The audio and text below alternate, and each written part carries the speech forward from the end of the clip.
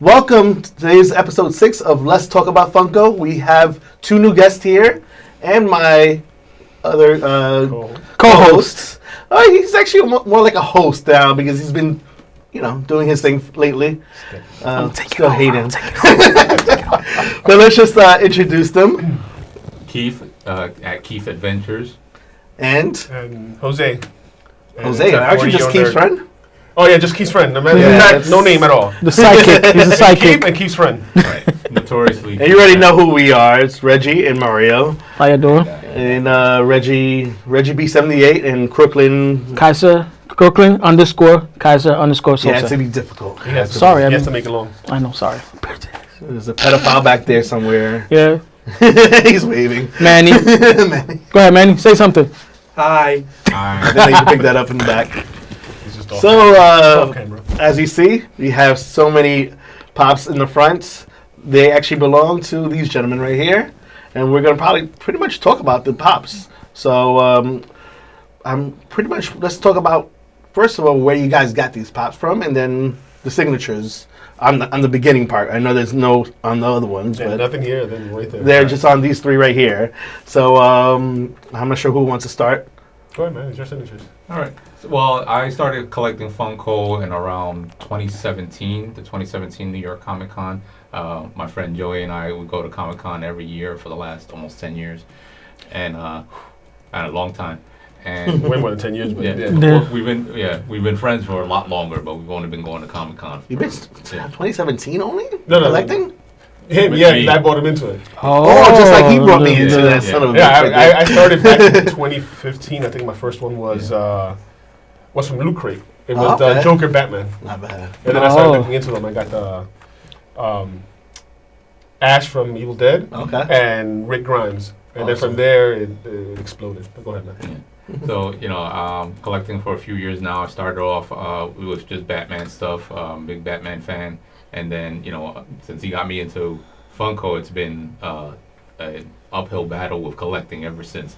Cause, he's a fiend with Batman. Yeah. So I within 1 year time, I went from having 2 to close to right now about 500-600, and God damn. that includes of those 600, about 200 of those are autographed. Yeah. 200? Yeah. Wow. He has like 3-4 pins. It's crazy. Yeah. Wow. And that's with and you got them autographed. Not all of them have JSA or PSA. It's JSA, right? Right. So what they call the top 3 as far as authenticators. PSA, Professional Sports Authentication, Beckett Sports Authentication, and James Spencer Authentication. So those are what they call TPA, third-party authenticators. They can, based on the signature, they can check the type of ink, so on. They can validate whether it's a live, true signature based on examples that they've had before. And some of the conventions, a lot of the conventions throughout the country that I've gone to, they'll have a booth set up near the autograph area, so anything you get done there, you can get authenticated right away. Yeah, and I think what's what's the other one that's more expensive? Is that the JSA that they have to come with you? Some of them do offer that service, but CGC, which is mainly comic books, you have to pay to have someone witness it. Yeah. And they would not, that's usually when you get a comic book encapsulated, what they call slabbing. They have to be there to witness it. Okay. Oh, wow.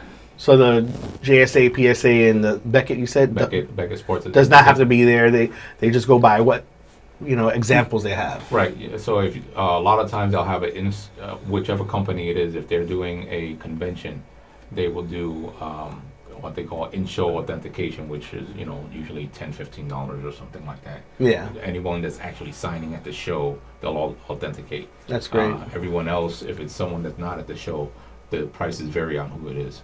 And that's usually the one that comes with like a little sticker, and then also a like a card or something like that, right? So some of them, if you want to take a look, see. Take that off.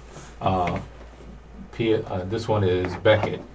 So Beckett sometimes, right here, a lot of times, would put their sticker on the window, and then what I usually do on the inside, I leave the card on the bottom. Each one is individually numbered, so you can go to their site and It'll show that it's been authenticated, and it'll tell you exactly who it is and what type of product it is. My first autograph pop was from him. It was actually pretty much this one here, but he has a chase. I bought the regular version from him. And whose signature is on that one again? That is the voice of Batman, yes. Mr. Kevin Conroy. Kevin Conroy. You know, the hearts and the minds of all of us growing up in the 90s. Yes, Batman animated was awesome, and a lot of the video games too, right? Yeah, I think so too. Yeah. It's and again, that one, I think I have the sticker as well as the card. And it's going to be, I think we're going to actually show it soon in another clip where we're talking about stuff as well. You have and this one was done by PSA. Okay. At New York Comic Con, so you can see they like to put the sticker on the barcode. Oh wow. Oh wow. So they'll put it anywhere you want, but out of habit, a lot of people just put it down on the bottom there. And the same thing, it comes with a card individually numbered. Yeah, because I've seen like people that get autographed pictures, they have the little weird sticker and then they have the card or whatever in the back. So it's pretty cool that get that done because, you know, never know out there. Who could be selling this right now online and says, yeah, sure, it's from this guy. Then you buy it and it's, you know, some Joe Schmo that signed it and you paid all this money for no reason. Yeah, I got signed 20 of these in my basement and charge you $50 each. But with the good stories behind that, I've heard of bad stories behind that too. Yeah, there are some bad stories. So, you know, authentication isn't always exact. So, you know, obviously if they witness it, if they're at the table, you know it's true. But sometimes, it's, you know, none of us sign our name the exact same way every single time. So sometimes there's variations, and I've had a few that I've gotten myself personally, and Joey and I, we did a convention in Salt Lake City. That's a great one to talk about. Right, which we got a lot of autographs there. We had to send away for a lot of them. Tim Curry. Tim Curry to send away for. Yeah. Which was great. You know, a legend. Yes. We got a Chuck Norris autograph, you know, in person, him and I ourselves, and they couldn't authenticate it because it wasn't typically what they've seen of his signature. So, you know, they go based on their experience, and they've seen hundreds and thousands of autographs, and they have to, since they are, you know, authenticating a lot of autographs for value, you know, they have to legally, you know, if they can't feel that it can hold up in court or, you know, in the public arena, they won't authenticate it. But you know, that's kind of messed up because you're there. Well, you actually have a witness that's there. So he could have just put it like a little slip by mistake where the pop box moved, and that's not, you know. How many signatures did he do that? Yeah. That's what I'm saying. Yeah. He's, you know, your hand gets cramped up. Yeah, you get cramped up. Anything's The happening. Canada one too. Canada FedEx. Yeah, I got one Michael from J. Fox. Michael J. Fox. FedEx, you know. Come on, I'm sorry to say, but Yeah. And it wasn't able to be. wow. You know, it wasn't. And they're not trying to be funny. Well, he is back there. Jesus. You know, it wasn't typical. Tim Curry was the same way, man. Right. It was fine. Yeah. It wasn't typical of what they've seen before, but then again, you know, it's Illness and considered everything, they're working. It's work for them. You know, they do hundreds of signatures a day. They're sitting for 5-6 hours. You know, some things get smudged. Yeah, but it's fine. Especially if you got Tim Curry. That's why he takes stuff home. And you know, these guys are actually. They're not 100% anymore. It's like they're in wheelchairs. Yeah, most of them are sitting down most of the time, and you know, he has his condition. It's sad, but it happens, I guess. But let's talk more about the Salt Lake City, Utah, because I've heard great things about that. I've heard what other shows that you guys gone to, and I just want to hear like what's the real good reason to go there. Yeah, it's a small con, okay. So the celebrities that go there, they're actually really nice to the when fans. Is it? Sorry. It's really personal. So people could know. Yeah, when is it? September. Usually before. Around September. It's usually before New York Comic Con. Okay. And it's in Utah. It's fine, actually. It's a really nice one. It's a nice. It's the Salt Palace. It's called. Yeah. I believe. I remember you showing me like a pages of people that's going to show up there, and it's like, what the? They had most of their floor that it's mostly all just celebrities that go for signings. Half the convention is just signings. A-list too. Like you know, you got your big things. The first time that I went alone the first year. Yeah. And I thought the same thing. I said, who goes to a Salt Lake, Utah convention in Salt Lake City? When you look at the list, the first year I was there, it was Christopher Lloyd, it was John Barathol, it was Val Kilmer. Oh, wow. And you look at it in terms of where they are, it's only an hour flight from LA. So a lot of celebrities, it's easier to do that than it is to come to the East Coast. And take RV over there or whatever. It's very simple for them. And it's, why I like doing the smaller, I would consider that a regional convention, they'll nowhere near the numbers of like New York City or San Diego. Yeah, but they had to change their name. They were called Salt Lake City Comic-Con, but San Diego actually sued them. Oh, wow. This whole big deal happened. They changed their name to Salt Lake FanX, yeah. Oh, wow. I think this year shows here that it's going to be from September 5th to September 7th. Okay. So it's a month before There's a lot of other shows going on, so obviously, you're here watching us mainly. You're from Manhattan, New York City, but for other people that's watching this on YouTube, so much shows out there to go to.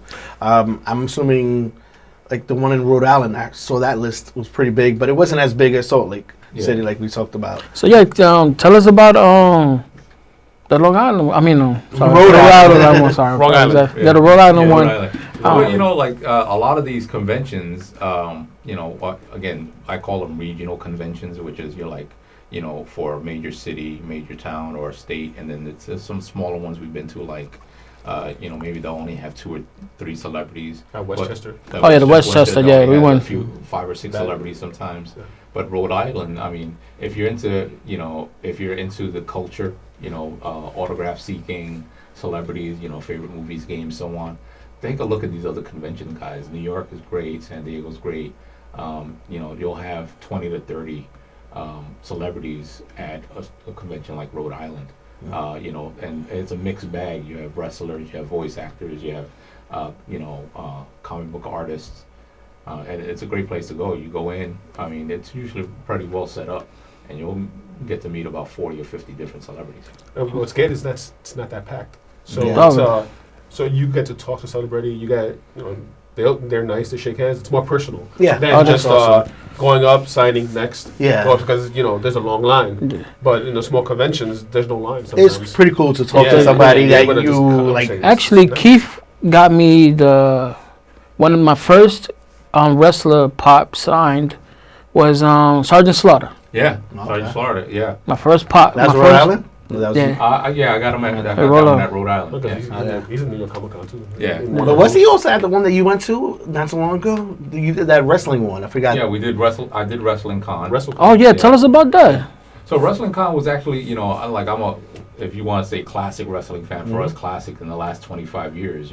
What they consider classic. You can talk about Bret Hart and Sergeant Slaughter and Iron Sheik and all of those characters. People that's still alive. Definitely that era. Ric Flair. Yeah, Ric Flair. The brother and sister. The guys.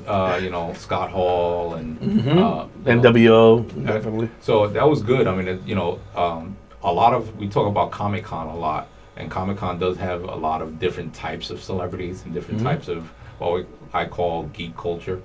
But there's always specific ones. There's horror conventions, there's wrestling conventions. So it depends what you're into. And how do the people that are signing these, how do they react when they see themselves as pops? They a lot of them, some of them are, like they are excited to see them, because it's like they've been celebrities forever, but when you get a action figure made out of you where it's like, you're iconic. That's the whole idea behind Funko Pop. It's pop culture. Yeah. So, you get a toy made out of you. That's like real mainstream. Okay. Sean Astin had a blast. Yeah, Sean Astin. He went nuts over his own pop. Yeah. But yeah, he was. Oh yeah, that's. So which ones are the stars that you have pops signed? Which one was like the top one that you was so excited besides Sean Astin? Sean Astin, for anyone that's watching, Sam Ganji from Lord of the Rings, Rudy, Mikey from the Goonies. That's the first one you should have mentioned. Yeah, Goonies. A person that Stranger Things. Yeah, Bob from Stranger Things. The person that I was most excited to meet, and at this point I've got so many of his autographs, like we recognize each other, was Kevin Conroy. Oh wow. Because I'm a big, Batman animated series fan. But there's a few people that don't have pops that I have autographs. Like I went down to DC for a weekend a couple of months ago, and I got the Weird Science cast. So, wow. So that's awesome. 8x10, with all of their signatures. Those are things, us growing up, we watch movies, and then you get to meet them. It's it's kind of like unreal experience. Remember, that would be a cool pops to be made of too. Yeah, making pops left and right. You got, but sometimes you get these people that never going to sign pops. You got Tom that's Hanks, true. Big pops coming out. But then you got Fluffy. You know what? I might have to get. I might have to get that and get that signed. I'm getting that one. Come on, he's like I think another 2 weeks. That guy was a great comedian, man. He had a show, and he has a show. Supposed to be 10 o'clock. Yeah. He ran the show till 12 in Radio Music City Hall. Oh, okay. Yeah, his show was supposed to be till 10. His stand up. Yeah, and he unplugged the clock that they have. Yeah. And he went till 12 to midnight. Because that's awesome. He loved New York and everything. He's a great guy, man. And I'm definitely picking that. Some one people up. are very on their hour. They do 1 hour and that's it. And if they have a comedian that comes before them and does too much time, they go, oh, you know what? That's on them, and that's awesome for him to do 2 hours of comedy. That's extra. Yeah. So Jose, wow. So what pops are you into? Like, what kind do you collect? Like, you have a certain. Yeah, I got two main. It's horror and the Rick and Morty. Look at the shirt. Look at the shirt.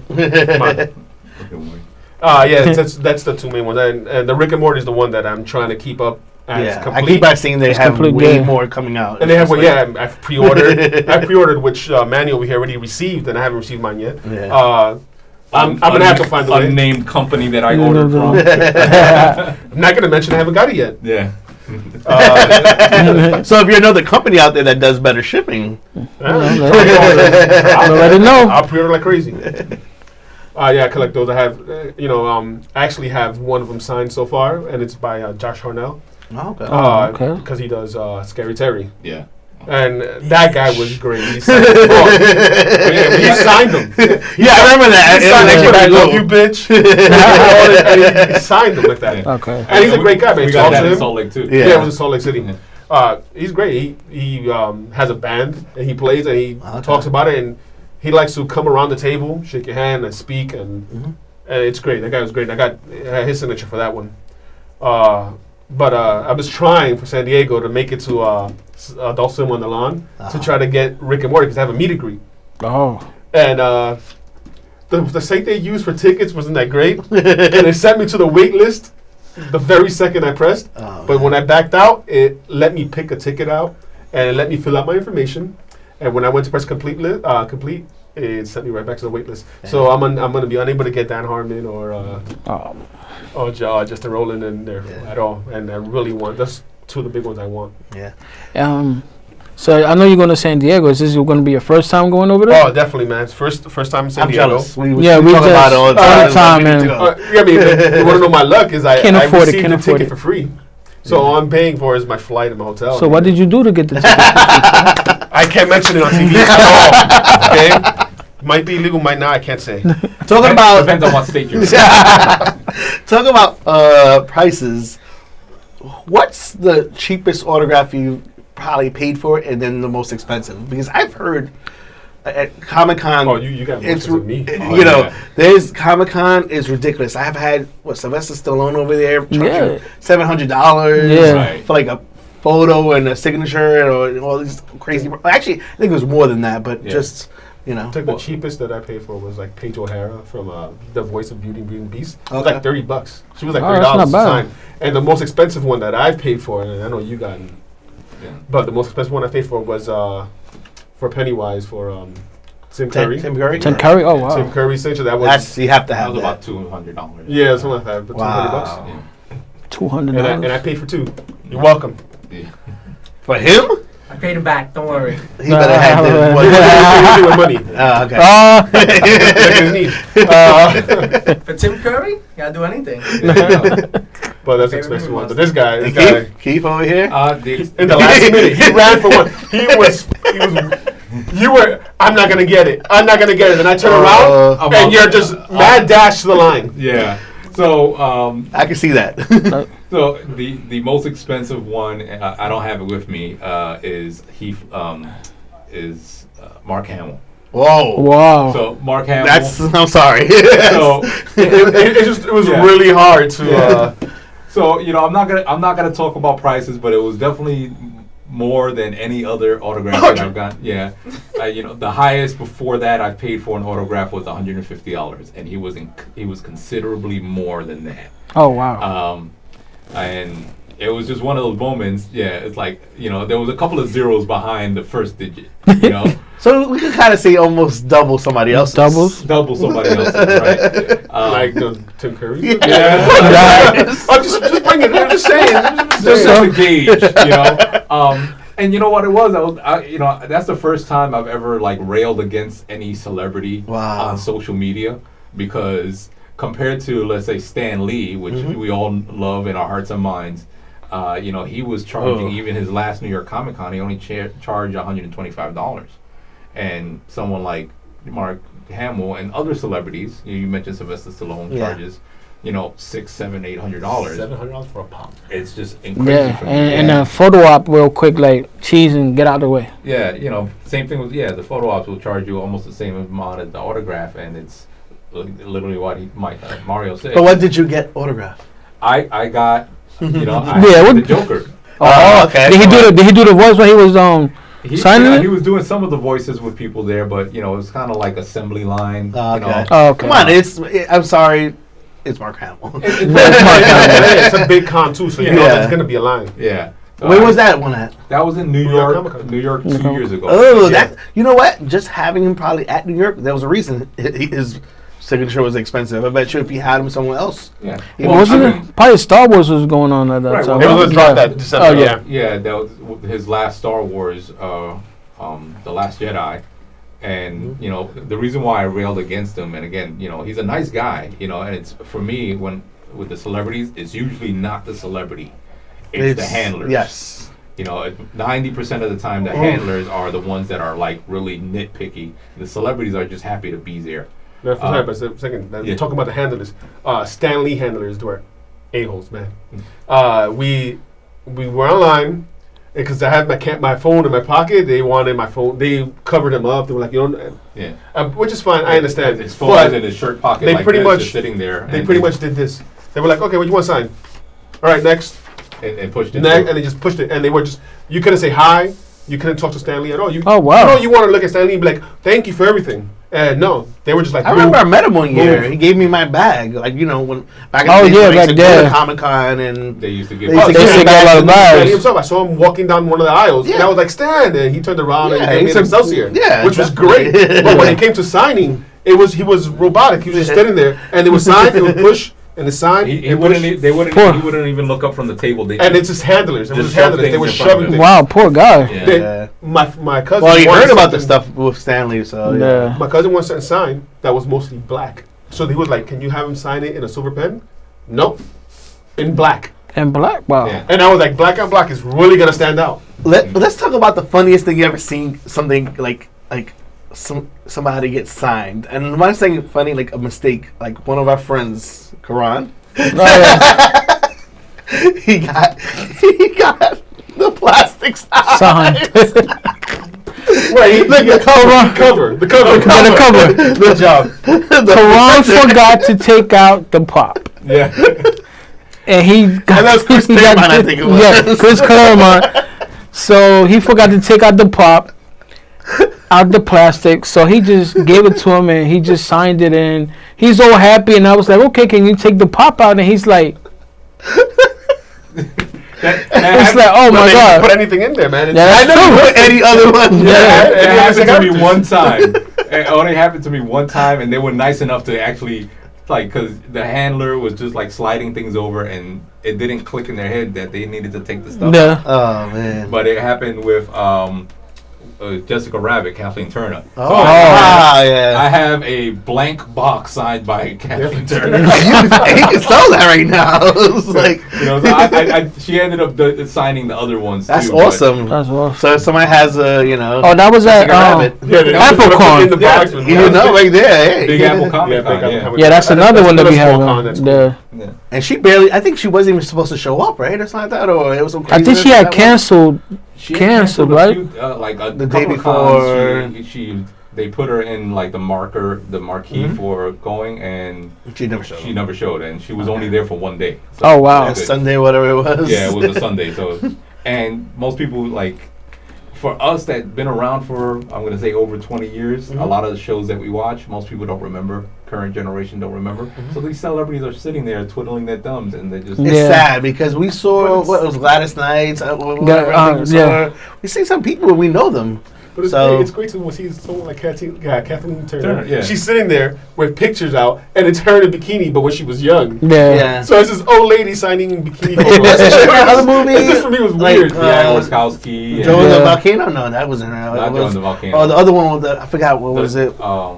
Something. Oh, the diamond one with yeah, the stone one, right? Yeah. I forgot the Kathleen name. Turner? of it. Romancing the Serial Stone. Romances done, yeah. Yeah, Sarah Mom, but it's Serial some Mom. craziness. I But don't know. it's- Serial Bomb was a great movie, man. Oh, I don't tell you. one thing. Can you tell them about the Rhode Island one that I think it was what was the rock star's name? Meatloaf. Meatloaf. Yeah. Tell them about No, that. that was Utah. Oh, that was FedEx. Utah. Yeah. That was FedEx. Let's make that one quick. Yeah. End it with that one. We'll end with this one.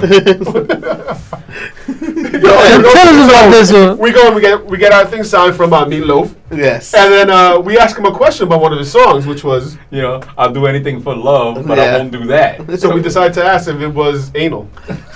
But before this, he was having a whole great conversation. Oh yeah, we with were having a great conversation. friendly as hell. And then when he they got up, yelled at us. It was not that. He's like, "It's not that. It's not that. You understand?" And we were like, "All right, Mr. Meatloaf, sorry." It was great though. Oh my god. Other than that, we had a blast with him. Yeah. So we're gonna have another episode of these guys because we're actually gonna start talking about these pops in front of us, and we'll be back for episode 7. Take care.